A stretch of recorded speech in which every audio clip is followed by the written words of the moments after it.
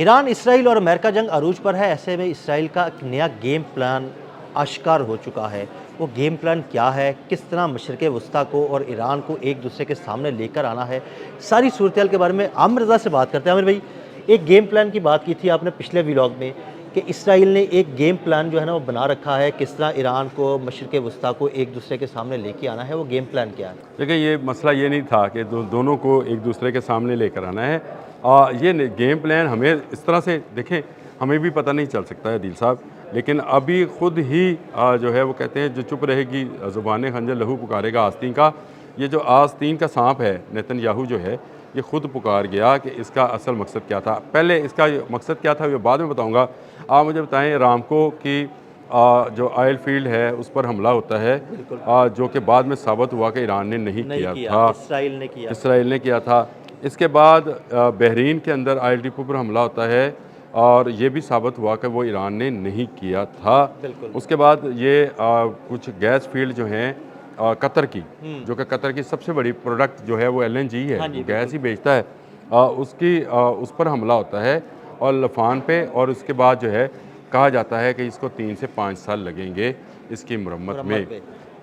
ये यके बाद दीगरे जो हमले हो रहे थे और इसके बारे में आपने भी मुझसे डिस्कस किया था कि बहुत सारे शायद 136 जो हैं उसके रेप्लिका तैयार किए गए हैं और उनमें अमरीकी और इजरायली इंजन और बारूद मौजूद है और उनको मुस्लिम ममालिक पर गिराया जा रहा है ताकि ईरान और ये जो खलीजी ममालिक हैं ये आमने सामने आ जाए। हमें भी यही लगा बज़ाहिर, ये क्योंकि दजल है या दजाल का बनाया हुआ जाल है, इसमें हमें नज़र कुछ आ रहा होता है, हो कुछ हो रहा होता है। देखिए, आपने हरमज़ बंद है, ईरान ने इसको बंद किया हुआ है, पूरी दुनिया में तेल और गैस की सप्लाई बंद है। चीखें निकलना शुरू हो गई यूरोपियन यूनियन से लेकर आपके अमेरिका तक में कि गैस और तेल की कीमतें बढ़ गई हैं। सारे ममालिक हम भी क्योंकि इम्पोर्टर ही हैं, हमारे मुल्कों समेत तमाम मुल्कों में इस वक्त आवाम चीख रही है कि उनको एनर्जी क्राइसिस है। ऐसे में नेतन्याहू एक नया प्लान लेकर सामने आया है जो कि असल में हिडन एजेंडा है।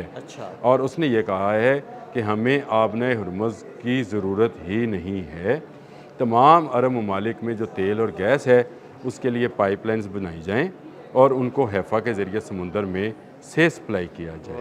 वाह भाई नेतन्याहू, ये वो गेम प्लान था जो मैं आपसे कह रहा था कि इनका गेम प्लान ज़ाहिर कुछ है। देखें, ये शुरू कहाँ से हुए थे। ईरान के पास एटमी क़ुव्वत आ गई है और उसके पास एटमी वॉरहेड हैं, इसने यूरेनियम अफ़ज़ुर्दा कर लिया। जब ये साबित हो गया कि ऐसा नहीं है तो इन्होंने कहा कि ईरान की अवाम जो बाहर है इनको अगर फांसियाँ दी गई तो हम देखेंगे क्या करते हैं आपके साथ। फिर उन्होंने कहा हमारा मकसद जो है इनके मिज़ाइल बैटरीज़ और इनके मिज़ाइल सिटीज़ को जो है तबाह करना है। जब वो मसला भी ख़त्म हो गया तो इसके बाद इन्होंने कहा जी हमने तो रजीम चेंज के लिए हमला किया था। अब नेतन्याहू ये कह रहे हैं कि पूरे अरब दुनिया का तेल और गैस मैं पाइपलाइन बनाता हूँ, इस पाइपलाइन के ज़रिए गैस और तेल को हैफ़ा तक पहुँचाया जाएगा, मेरी बंदरगाह तक, और वहाँ से पूरी दुनिया के वेसल्स जो हैं उनको लेकर जाएं।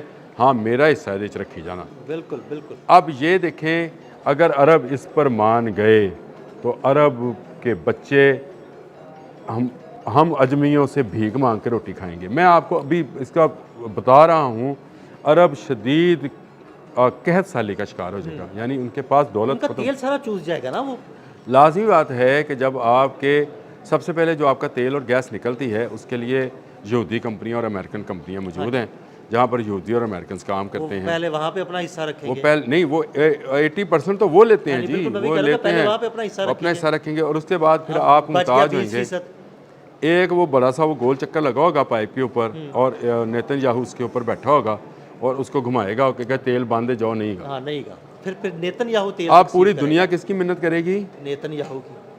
तो वो चाहे बैतुल मुक़द्दस को में करे, चाहे वो थर्ड टेंपल बनाए, चाहे वो रेड हाइफर ज़िबा करे, चाहे वो पूरी दुनिया के मुसलमानों पर हमलावर हो, कोई मुल्क उसके ख़िलाफ़ बोल नहीं पाएगा। बिल्कुल आप सही कह रहे हैं। ये है वो गेम प्लान जो कि अब सामने आया है। अब मशरिक़ वस्ता के ममालिक और ईरान को आमने सामने लाने से भी बड़ी गेम जो है ना वो सामने नहीं, बड़ी गेम तो यह है कि पूरे का पूरा तेल और गैस को हड़प कर लिया जाए।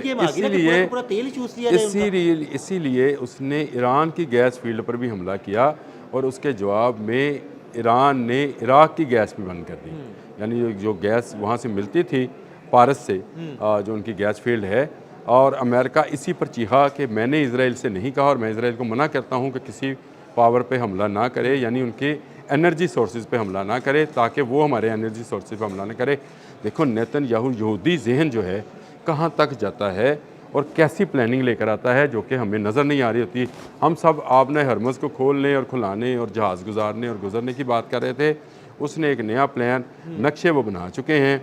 ये वो ग्रेटर इसराइल है, ये जो पूरी पाइपलाइन पर वो काबज़ होगा, जिसका दहाना या मुंह जो है उसके बंदरगाहों पे खुल रहा होगा, ये वो ग्रेटर इसराइल की जो है सही मानों में अगर कहा जाए तो ये बुनियाद या बुनियाद से ऊपर की जो चीज़ है वो दीवारें जो हैं वो खड़ी कर लेगा और उसके बाद तमाम अरब ममालिक मांग के रोटी खाया करेंगे इसराइल से। भाई बड़ी खौफनाक बात है। ये बड़ी खौफनाक है और इसको जितनी जल्दी मुसलमान मुल्क समझ जाएं, जितनी जल्दी ये उम्मत एक इकट्ठी हो जाए उतना फ़ायदा है। लेकिन अमर भाई अली लारेजानी तो यही करना चाह रहे थे, जिन्होंने खत भी लिखा 16 मार्च को उन्होंने खत यही लिखा था कि सारे इकट्ठे हो जाओ, कुछ नहीं होता, ये हम तेल भी निकाल लेंगे, गैस भी निकाल लेंगे, बेचेंगे भी हम, पैसा भी हम ही कमाएंगे।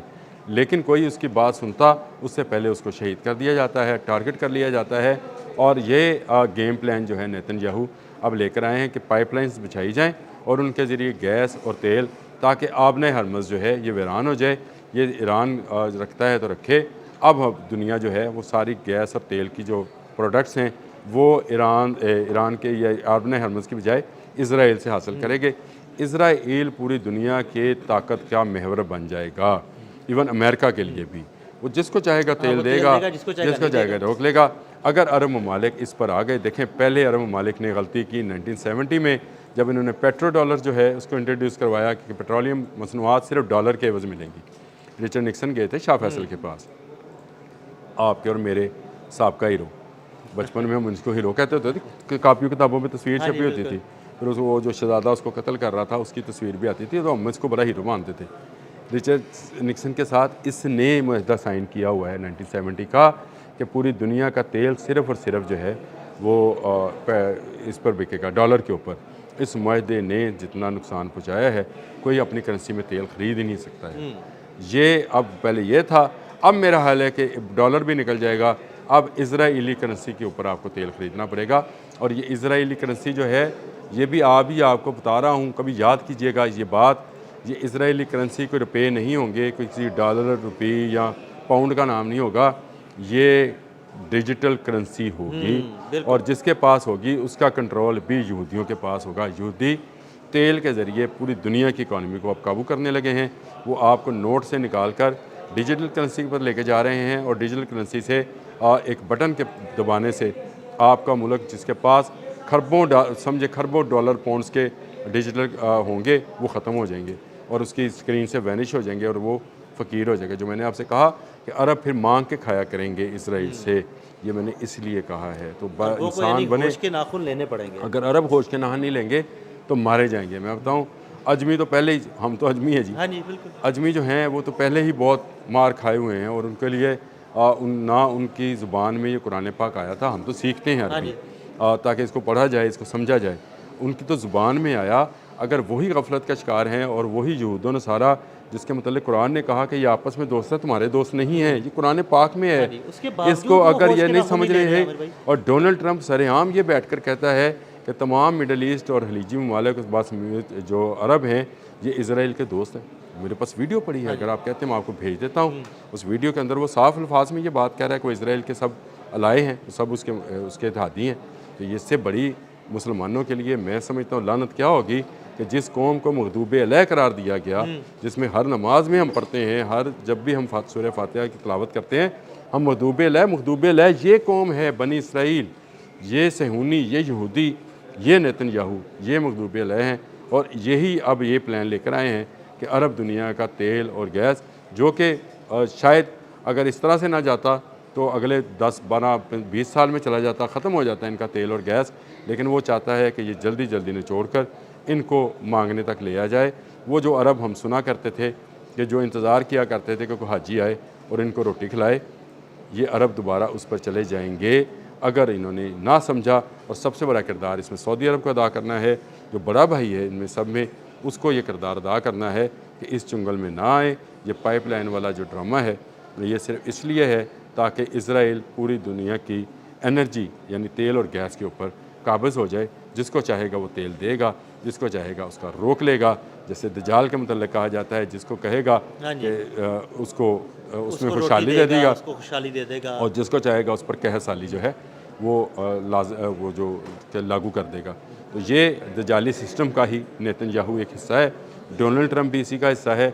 इस दज्जाली सिस्टम को मुसलमानों के लिए समझने हम यहाँ बोल रहे हैं, पता नहीं हमारी आवाज़ कहाँ तक जाती है कहाँ तक नहीं, लेकिन जहाँ तक जा रही है बाखुदा सब लोग जो हैं इस बात पर ज़ोर दें, उम्मत मुस्लिमों को एक करें।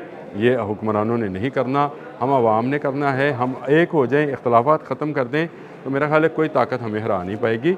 और हमारे हुक्मरान भी फिर समझ जाएंगे कि अगर अवाम एक है तो हम सब भी एक हैं। अगर एक हो जाते हैं अरब ममालिक, अरब व अजम एक हो जाता है, तो ना अमेरिका रहेगा ना इसराइल रहेगा। याद रखिए, और दज्जाली सिस्टम को जितना हम रोक सकते हैं, जितनी देर रोक सकते हैं, इसको रोकने के लिए हमें अपना किरदार अदा करना है। बहुत शुक्रिया आमिर भाई जी। बिल्कुल, आमिर भाई ने इसराइल का खौफनाक मंसूबा बेनकाब किया। हमें फॉलो करते रहें। अदील अहमद और आमिर रज़ा को इजाज़त दीजिएगा। अल्लाह हाफ़िज़।